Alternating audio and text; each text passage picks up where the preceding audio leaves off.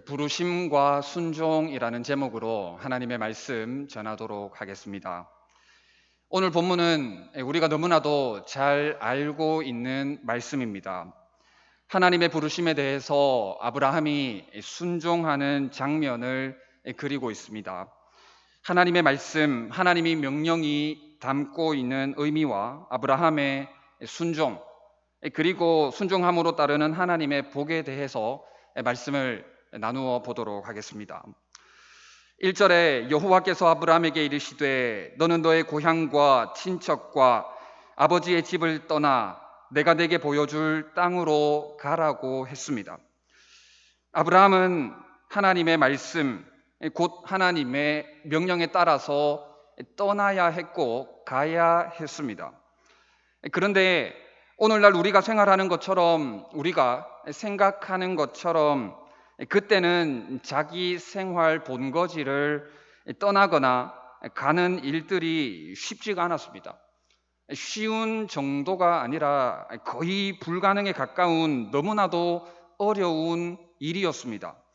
왜냐하면 우선 아버지의 집을 떠나는 것은 아브라함이 75년여 동안 쌓은 모든 인간관계를 포기하는 것이 됩니다.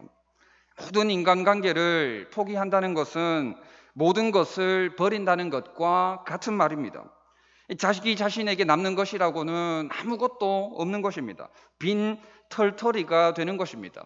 더 나아가서 하나님께서 맺어주신 천륜적 인간관계로부터의 단절까지 의미합니다. 아브라함이 살았던 고대 사회, 고대 시대에는 개인의 이름 앞에 아버지의 이름이 붙었습니다. 그 이유는 한 사람의 신분을 아버지와 조상의 이름을 통해서 나타내었기 때문입니다. 이삭은 아브라함의 아들 이삭이고 야곱은 이삭의 아들 야곱이라고 불렀습니다. 게다가 이때는 북의 중심의 사회였습니다. 북의 중심의 가족 관계가 그들 삶의 기초가 되었습니다. 북의 중심의 가족 관계가 그들 삶의 기초였고 삶의 안전과 생존 그 자체였습니다. 다시 말해서 외부의 공격과 불이익으로부터 자신을 보호하려면 부족의 연대감, 가족 간의 연대감, 부족 중심의 가족 관계는 필수 조건이었습니다. 무조건적으로 그렇게 생활해야만 했습니다. 다시 말해서 북의 중심의 가족 관계가 자신의 방패막이가 되었고 지리적, 사회적 모든 안전의 배경이 되었다 하는 것입니다. 그러니까 아브라함으로부터 하여금 떠나라는 하나님의 명령은 이 모든 것들로부터의 단절을 의미합니다. 지금까지 자신을 지켜주었던 모든 배경을 버리는 것을 의미합니다. 모든 것을 버리고 포기하는 것을 의미합니다. 다시 말해서 자기 자신을 홀로 외부의 공격에 노출시키는 것입니다. 모든 보호를 버리고 모든 위험에 자신을 드러내는 것입니다. 다시 한번 말씀드리지만 자기 부족으로부터 떠나는 것은 거의 불가능에 가까운 위험천만한 일이었다 하는 것입니다. 그런데 이렇게 위험천만한 일임에도 불구하고 아브라함은 믿음으로 순종합니다. 자기 부족으로부터 떠납니다. 자신을 비롯한 모든 것들을 전부를 하나님께 전적으로 맡기는 모습을 보게 되는 것입니다. 한 가지 더 살펴볼 것은 아브라함이 목숨을 걸고 자기 부족으로부터 떠나는데 정확하게 어디로 가는지도 모르고 나아갔다 하는 것입니다. 1절 하반절에 보면 내가 네게 보여줄 땅으로 가라라고 말씀을 하셨는데 사실은 명확하게 구체적인 목적지가 어딘지도 모르고 알려지지 않은 상황입니다. 하나님은 아브라함에게 떠날 것을 명령하시는데 아브라함이 가야 할 곳을 아직 구체적으로 정확하게 가르쳐 주지 않은 상황입니다. 다시 말하면 아브라함은 어디로 가야 할지도 모른 채 나아갔다 하는 것입니다. 다시 말해서 미지의 세계로 발을 들여놓은 것입니다. 그래서 히브리서 11장 8절에는 믿음으로 아브라함은 부르심을 받았을 때에 순종하여 장래의 유업으로 받을 땅에 나아갈새 갈 바를 알지 못하고 나아갔으며 라고 기록을 하고 있습니다. 아브라함은 갈 바를 알지 못하고 나아갔던 것입니다. 하나님께 부르심을 받았을 때 믿음으로 아브라함은 순종했습니다. 그러나 어디로 가야 할지, 또 얼마나 가야 할지, 그리고 또 얼마나 먼지, 어떻게 가야 할지도 전혀 모른 채 그저 믿음으로 길을 나섰다 하는 것입니다. 이렇게 위험천만한 일임에도 불구하고, 게다가 아브라함은 자세히 알지도 못하면서 뚜렷이 보이는 게 없었음에도 불구하고 아브라함은 믿음으로 순종했습니다. 자신의 목숨을 하나님께 전적으로 내어 맡겼다 하는 것입니다. 오늘 본문을 통해 우리가 살펴보자 하는 것이 바로 이것입니다. 하나님의 말씀, 곧 하나님의 명령은 우리를 위험에 빠뜨리기도 한다는 사실입니다. 또 하나님께서는 때때로 우리에게 순종을 요구하실 때 자세히 가르쳐 주지 않으실 때도 얼마든지 있다 하는 것입니다.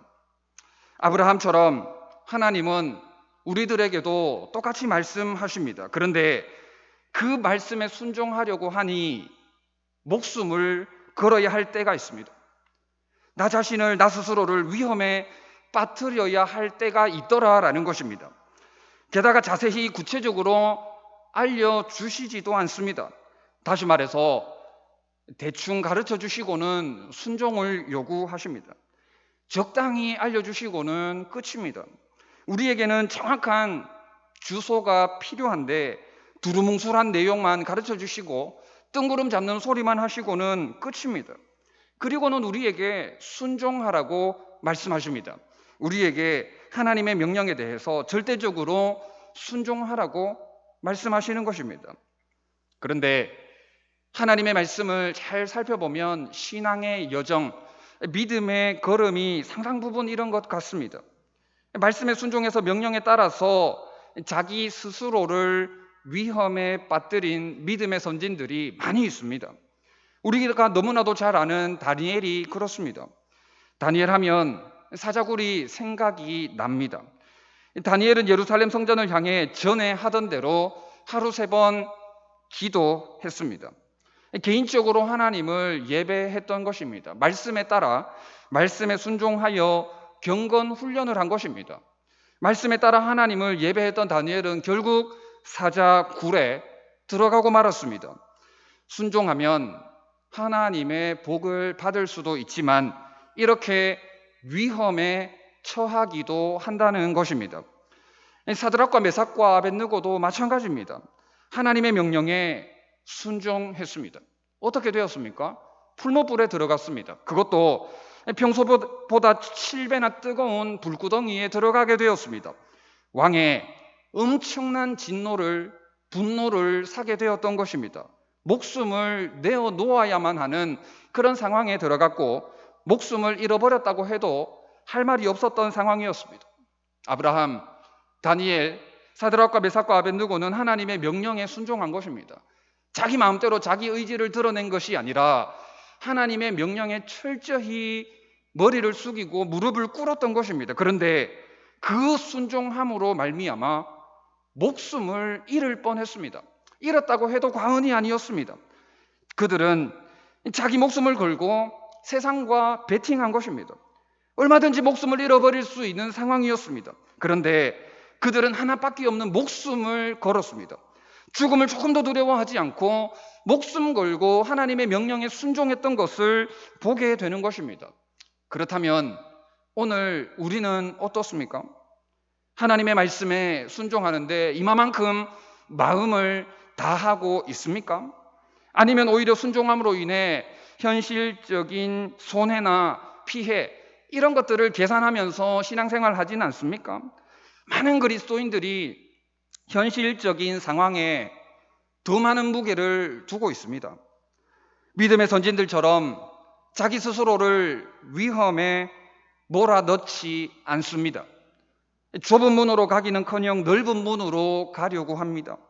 담임 목사님 말씀 전하셨던 것처럼 하나님 나라의 원리를 따라 살아야 하는데 그 원리에 반하는 세상 나라의 원리에 따라 살려고 합니다. 신앙생활도 그저 편안하게만 하려고 합니다. 예배만 드리고 그 외의 것들은 아무것도 하고자 하는 의지조차 없습니다. 물론 지금은 코로나로 인해서 다른 그 외의 것들을 할 수 없는 형편이긴 하지만 기본적으로 믿음의 분투, 신앙의 분투, 믿음의 선한 싸움조차 싸우려고 하지를 않습니다. 다 차려놓은 밥상에 그저 숟가락만 얹으려고 합니다.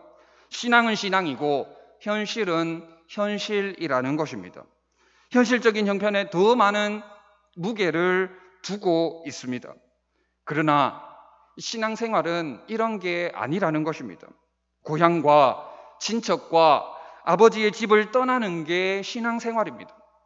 내가 내게 보여줄 땅으로 가는 게 믿음 생활입니다. 하나님께 나의 모든 것을 걸고 어떠한 손해를 당한다 할지라도 믿음의 모험을 하는 게 신앙생활, 믿음 생활인 것입니다. 믿음으로 자기 스스로를 위험한 일에 밀어넣을 수 있어야 합니다. 믿음으로 자기 스스로를 좁은 문으로 밀어넣을 수 있어야 합니다. 이렇게 하는 것이 하나님 나라의 원리에 따라 사는 삶입니다.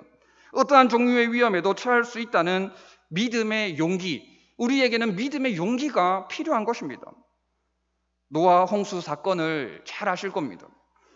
하나님께서 노아에게 방주를 만드는 방법, 크기 등 일부분에 대해서 자세히 가르쳐 주셨습니다. 정확하게 가르쳐 주셨습니다. 그리고 비가 40주야를 올 것에 대해서도 말씀해 주셨습니다. 그런데 노아가 방주 안에 얼마간 동안 머물러야 될지에 대해서는 가르쳐 주시지 않았습니다. 말씀하지 않으셨습니다. 방주 안에서 얼마를 머물러야 될지도 모르고 그냥 가르쳐 주신 대로 만들고 들어간 것입니다.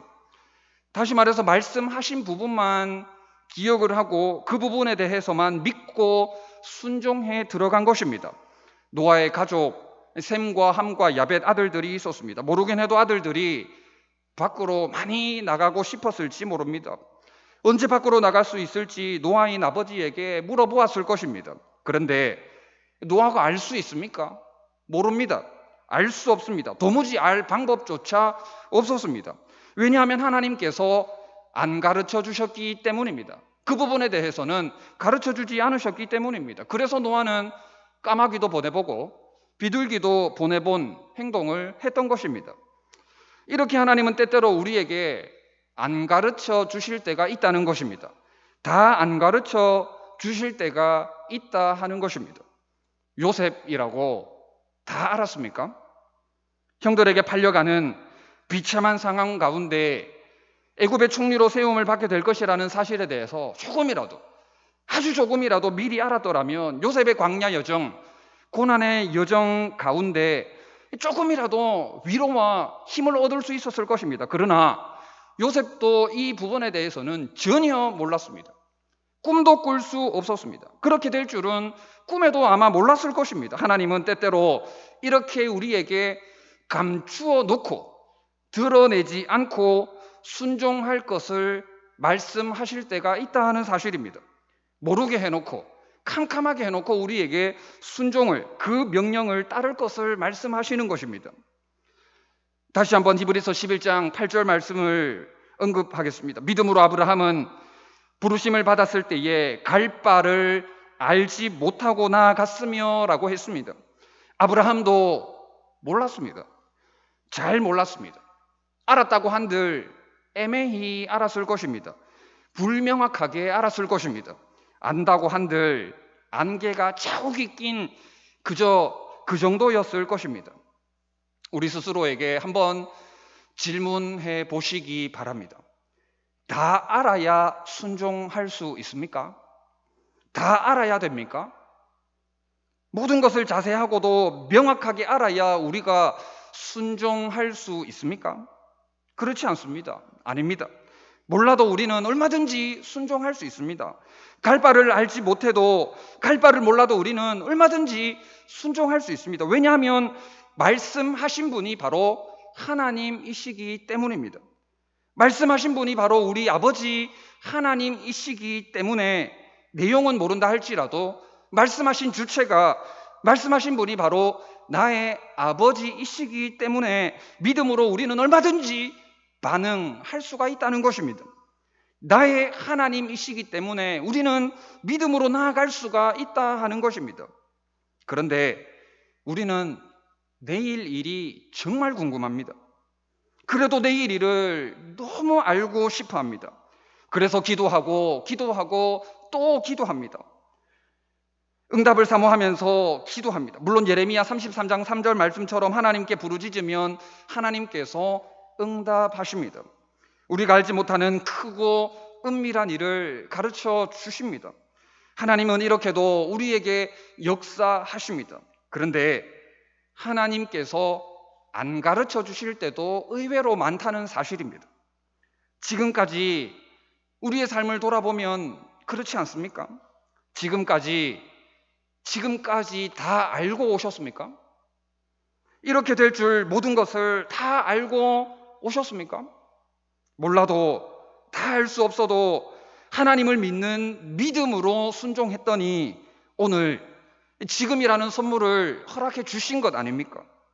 믿음으로 그 말씀을 따라갔더니 하나님께서 때가 되매 놀라운 은혜를 베풀어 주시고 놀라운 선물을 허락해 주신 것 아닙니까? 그런 적이 한두 번이 아닐 것입니다. 왜냐하면 말씀하신 분이 바로 우리 아버지 하나님이시기 때문에, 우리를 부르시니가 우리 아버지이시기 때문에 그런 것입니다.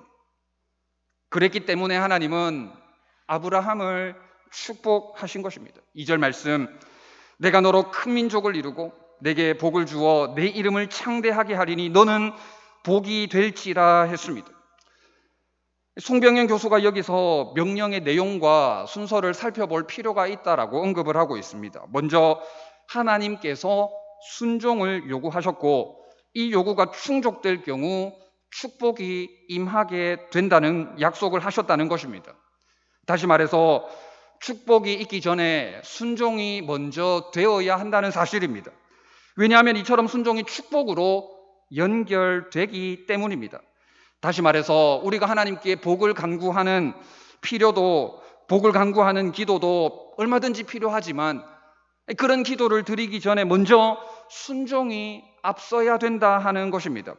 승리의 삶을 바라기 전에 먼저 순종을 연습해야 된다 하는 것입니다. 그래서 요한계시록 2장 10절에도 내가 죽도록 충성하라, 그리하면 내가 생명의 관을 내게 주리라 라고 말씀하고 있는 것입니다. 상급보다 순종이, 선물보다 순종이 우선임을 역설하고 있는 것입니다. 오늘 말씀을 통해서 살펴보았습니다마는 그럼에도 불구하고 우리에게는 순종이 너무나 말처럼 쉽지 않은 것 같습니다. 아브라함의 배경에서도 살펴보았던 것처럼 하나님의 말씀, 하나님의 명령은 우리를 위험에 빠뜨리기도 하기 때문입니다. 또 하나님은 자세히 안 가르쳐 주실 때도 의외로 많기 때문입니다. 그러므로 우리는 미지의 세계로 발을 들여놓을 각오를 해야 합니다. 어떠한 위험천만한 일이 따른다 할지라도 믿음의 용기를 가지고 발걸음을 내디딜 수 있어야 합니다. 여행 가이드보다는 순례자가 되어야 한다는 인식을 가져야 합니다. 믿음으로 모험을 하는 것입니다. 그럴 때 우리의 믿음의 눈이 열리고 하나님의 꿈을 꾸게 될 것입니다. 그리고 무엇보다도 예수 그리스도를 더욱 가까이 하고자 하는 준비가 되어야 합니다. 주님을 따를 믿음의 각오가 되어야 하는 것입니다. 하나님의 뜻이라면 철저히 나 자신을 죽이고 아버지의 뜻이 이루어지도록 해야 하는 것입니다. 이것이 바로 신앙입니다. 이렇게 하는 것이 바로 믿음입니다. 이렇게 하는 것이 진정한 순종인 것입니다. 나의 갈 길 다 가도록 예수 인도하시니 내 주 안에 있는 긍휼 어찌 의심하리요. 믿음으로 사는 자는 하늘 위로 받겠네. 무슨 일을 만나든지 만사 형통하리라. 무슨 일을 만나든지 만사 형통하리라. 나의 갈 길 다 가도록 예수 인도하시니 어려운 일 당한 때도 족한 은혜 주시네. 나는 심히 고단하고 영혼 매우 가라나 나의 앞에 반석에서 샘물 나게 하시네. 나의 앞에 반석에서 샘물 나게 하시네. 나의 갈 길 다가도록 예수 인도하시니 그의 사랑 어찌 큰지 말로 할 수 없도다. 성령 감화 받은 영혼 하늘 날아갈 때에 영영 부를 나의 찬송 예수 인도하셨네. 영영 부를 나의 찬송 예수 인도하셨네. 말씀을 마무리하도록 하겠습니다. 부르심을 따라 사는 믿음의 여정에 어떠한 위험과 환란이 닥친다 할지라도 우리 주님을 믿는 믿음, 우리 아버지 하나님을 믿는 믿음으로 어떠한 형편에 처한다 할지라도 순종하시기 바랍니다. 때때로 캄캄한 밤을 걷는 것 같아도 내 주 안에 있는 긍휼 의심하지 말고 우리를 부르신 아버지 하나님을 믿는 믿음으로 순종하시기 바랍니다. 그러면 하늘 위로를 허락하실 것입니다. 나의 앞에 반석에서 샘물 나게 하실 것입니다. 영영 부를 나의 찬송 예수님께서 나를 인도하셨노라고, 예수님께서 나를 주장하셨노라고 고백하게 될 것입니다. 부르심에 믿음으로 반응하고 오직 믿음으로 순종하는 여러분들 다 되시기를 진심으로 바랍니다. 네, 우리 찬송하고